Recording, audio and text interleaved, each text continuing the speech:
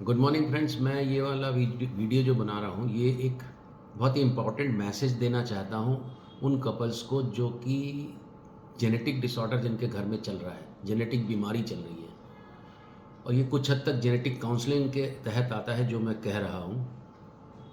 Problem ये हुई है कि एक कपल जो कि मैरिज के बाद उनको पता चला रेगुलर टेस्ट में कि हस्बैंड वाइफ जो है वो बीटा थैलेसीमिया के कैरियर है, मतलब थैलेसीमिया के कैरियर है।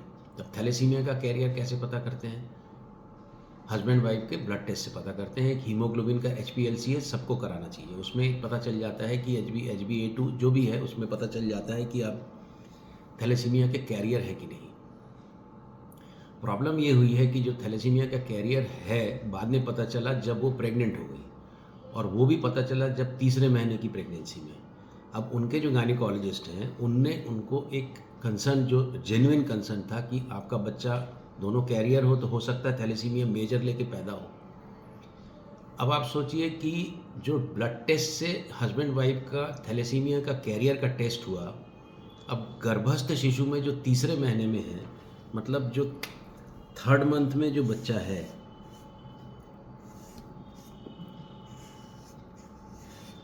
ये बच्चा तो मैं बड़ा बना रहा हूँ, ये और छोटा है, इसका ब्लड कैसे निकालें? तो इसके ब्लड से तो हो नहीं सकता। अब ये बच्चे का यदि टेस्ट करना है कि ये थैलेसीमिया मेजर है कि नहीं, कैसे करें? और ये मेजर हो भी सकता है। तो जो हस्बैंड वाइफ है, ये वाइफ है, ये हस्बैंड है, ये दोनों कैरियर हैं। ये कैसे पता चला?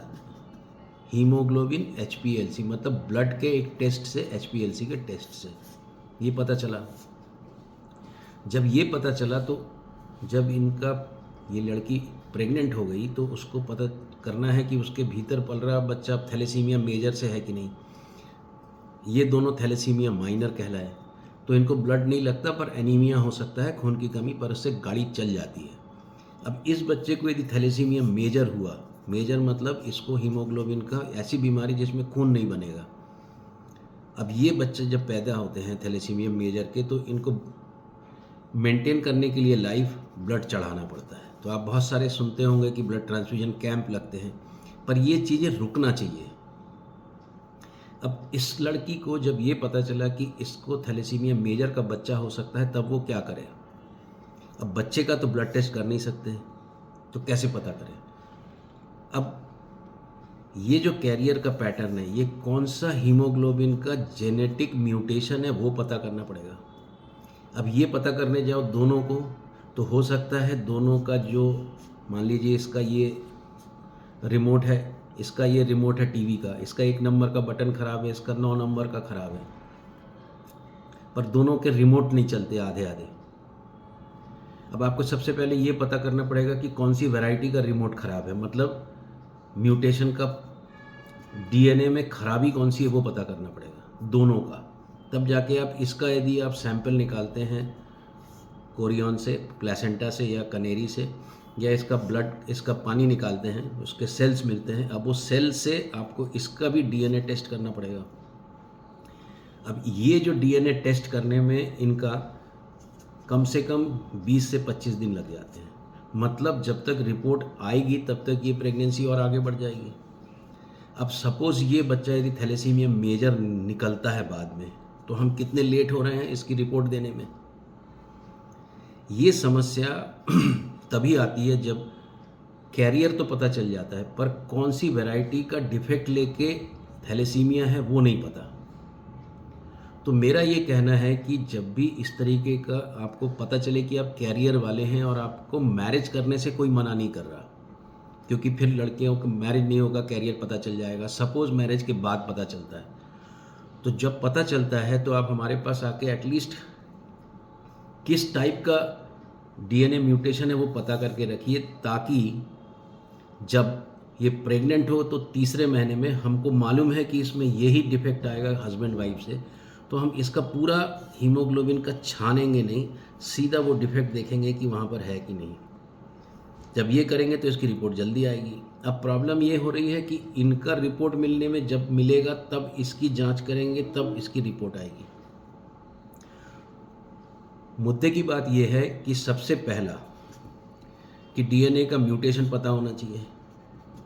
दूसरा, थैलेसीमिया माइनर यदि मैरिज करते भी हैं, अब थैलेसीमिया की जगह दूसरी कोई भी जेनेटिक डिजीज़ भी हो सकती है, यदि वो उसका म्यूटेशन पता होना चाहिए, उसका डीएनए का वैरायटी पता होना चाहिए।